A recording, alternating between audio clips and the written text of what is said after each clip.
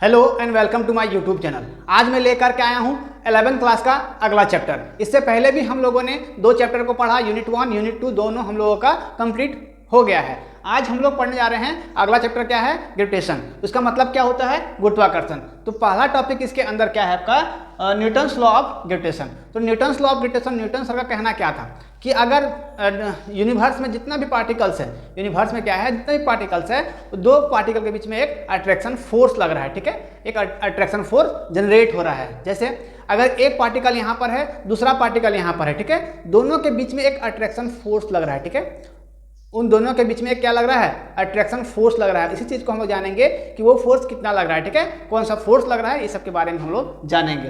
तो उसके बीच में कौन सा फोर्स लगेगा, आपका ग्रेविटेशनल फोर्स लगेगा, ठीक है। देखिए यहाँ पर मान लिया जाए एक पार्टिकल है, दूसरा पार्टिकल यहाँ पर है, ठीक है।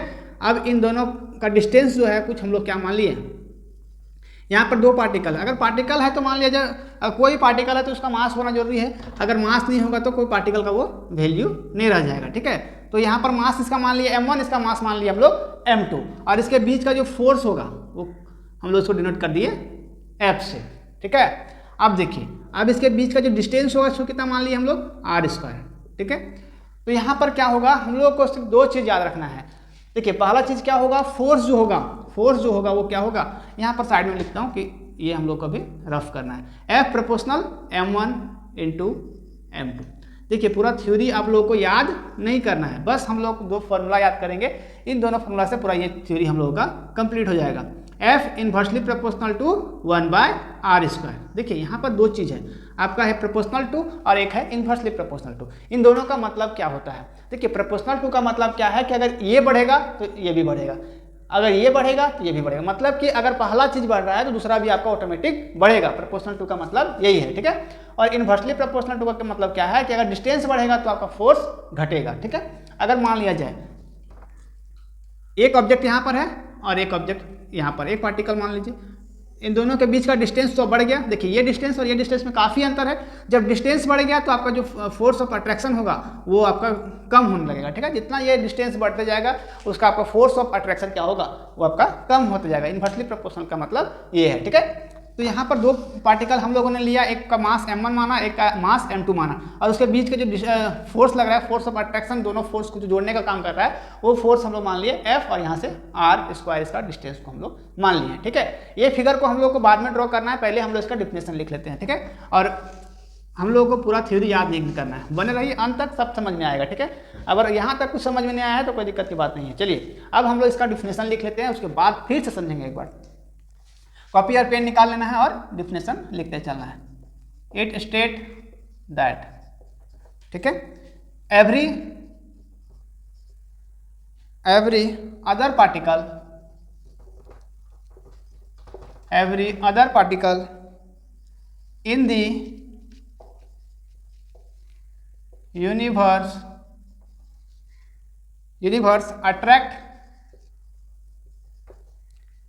attracts every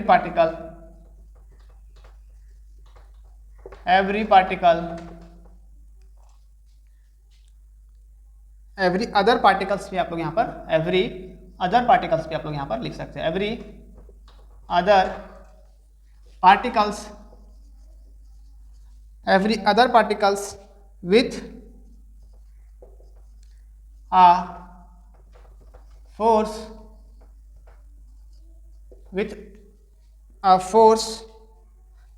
which is directly proportional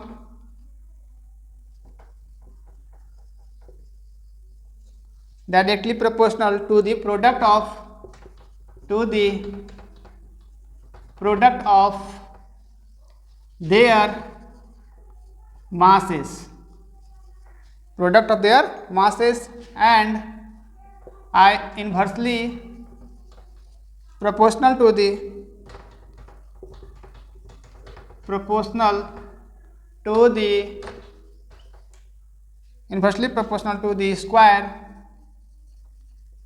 square of distance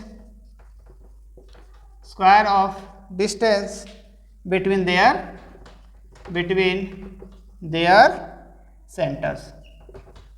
ठीक है, ये हो गया आपका डिफिनेशन। ये डिफिनेशन आप लोग लिख सकते हो या फिर स्क्रीनशॉट लेकर के रख सकते हो। ठीक है, देखिए, it state that every particle in the universe attract every other particle. देखिए, यूनिवर्स में जितना भी पार्टिकल्स है क्या है, वो एक दूसरे से क्या कर रहा है, उसमें एक फोर्स ऑफ अट्रैक्शन लग रहा है, वो एक दूसरे को अपनी ओर आकर्षित कर रहा है, मतलब कि अट्रैक्ट कर रहा है। Every other particle in the universe attract every other particles, every particles कीजिए यहाँ पर, every particles with a force which is directly proportional to the product of their masses. देखिए, डायरेक्टली प्रोपोर्शनल क्या मैंने बताया, देखिए यहाँ पर डायरेक्टली प्रोपोर्शनल किसके, इसके प्रोडक्ट ऑफ मासेस के। ठीक है, and inversely proportional to the square of distance between their centres. और इनवर्सली प्रोपोर्शनल हुआ किसके, फोर्स जो है इनवर्सली प्रोपोर्शनल हुआ किसके, 1/r स्क्वायर के, मतलब कि square of distance between their centres. देखिए, मैंने यहाँ पर एक फिगर बनाया था। ठीक है, चलिए इसको पहले मैं रफ करता हूँ, उसके बाद में समझाता हूँ। ठीक है, चलिए यहाँ तक आप लोग लिख लोगे या फिर स्क्रीनशॉट लेकर के रख लोगे, क्योंकि यहाँ पर स्पेस कम है, जिसके कारण सारे को यहाँ पर रखना पॉसिबल नहीं है। आप लोग लिखते चलोगे। ठीक है, देखिए, अभी इस फिगर को यहाँ पर बना लेना है। यहाँ पर m1, यहाँ पर m2, इसके बीच का फोर्स ऑफ अट्रैक्शन F और इसके बीच का डिस्टेंस जो होगा वो r स्क्वायर से हम लोग डिनोट किए। तो यहाँ पर लिखना है आप लोग को, that is force F denote किए हम लोग। अब क्या है आपका, proportional to m1 into m2।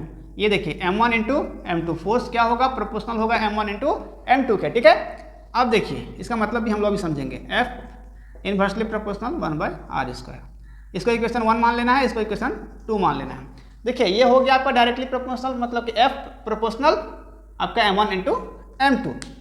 इसका मतलब क्या है, अगर मास बढ़ेगा तो आपका फोर्स भी बढ़ेगा। इन प्रोपोर्शनल टू का ये मतलब होता है कि अगर फोर्स बढ़ेगा, मास बढ़ेगा तो फोर्स भी आपका बढ़ेगा। ठीक है, दूसरा क्या है, F inversely proportional 1/r square. तो 1/r स्क्वायर मतलब कि क्या बताया मैंने, कि जितना डिस्टेंस आपका बढ़ेगा उतना ही फोर्स आपका कम होते चला जाएगा। ठीक है, इनवर्सली प्रोपोर्शनल का मतलब ये होता है कि अगर पहला बढ़ेगा तो दूसरा कम होगा। ठीक है, अब देखिए, इसको इक्वेशन 1 2 मान लिए। अब हम लोग को लिखना है फ्रॉम इक्वेशन 1 एंड 2, दोनों को हम लोग कंबाइन करेंगे। यहाँ पर कंबाइनिंग इक्वेशन 1 2 आप लोग लिख सकते हो। तो F इक्वल टू क्या हो जाएगा आपका, F proportional m1 m2/r square. ठीक है, दोनों को हम लोगों ने इक्वेशन 1 2 को कंबाइन कर दिया। ठीक है, अब इसको हम लोग क्या लिख सकते हैं, F इक्वल टू, देखिए हम लोग जानते हैं कि जब भी हम लोग प्रोपोर्शनल टू के साइन को हटाएंगे तो एक कांस्टेंट को यूज करेंगे, जो हम लोग मान लिए G। यहाँ पर G क्या है उसका भी हम लोग चर्चा करेंगे। यहाँ पर m1 इंटू m2/r स्क्वायर, ये हो गया आपका न्यूटन्स लॉ ऑफ ग्रेविटेशन। ठीक है, ये आप लोग को कभी भी ऑब्जेक्टिव एग्जाम्स में पूछा जा सकता है कि न्यूटन्स लॉ ऑफ ग्रेविटेशन क्या होता है। F equal to G m1 m2/r square. यहाँ पर देखिए G क्या है, तो यहाँ पर G हम लोग लिख लेते हैं। ठीक है, वेयर G इक्वल टू क्या है, ग्रेविटेशनल कांस्टेंट। ठीक है, वो भी आप लोगों को पूछे कि G क्या है यहाँ पर, तो आप लोग को बोलना है ग्रेविटेशनल कांस्टेंट। तो देखिए, थ्योरी याद करने का जरूरत नहीं है आपको। देखिए, ये दो सॉल्यूशन आप लोग को याद होना चाहिए। आप लोग को याद रखना है कि दो पार्टिकल के बीच में एक अट्रैक्शन फोर्स लगेगा। न्यूटन सर का कहना क्या था, दो पार्टिकल अगर है तो उसके बीच में कुछ अट्रैक्शन फोर्स लगेगा। वो क्या होगा, डायरेक्टली प्रोपोर्शनल होगा किसके, प्रोडक्ट ऑफ देयर मासेस के। m1 m2 के आपका क्या होगा, डायरेक्टली प्रोपोर्शनल होगा फोर्स जो होगा। और फोर्स जो होगा, पहला तो कहना यह था कि प्रोपोर्शनल टू होगा, डायरेक्टली प्रोपोर्शनल।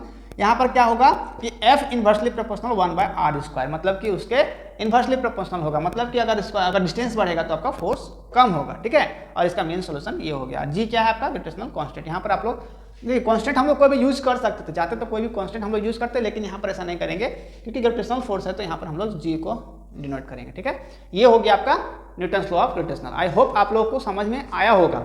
इससे पहले भी जितना वीडियो मैंने बताया उसमें समझाने की कोशिश किया, इसका लिंक आप लोगों को डिस्क्रिप्शन में मिल जाएगा। जो बच्चे नए हैं मेरे चैनल को सब्सक्राइब कर लेंगे और शेयर भी कर देंगे, ताकि जो और ये बच्चे हैं वो आसानी से फिजिक्स पढ़ सके और अच्छे मार्क्स ला सके। ठीक है, मिलते हैं अगले वीडियो में, तो तक थैंक यू, टेक केयर, जय हिंद।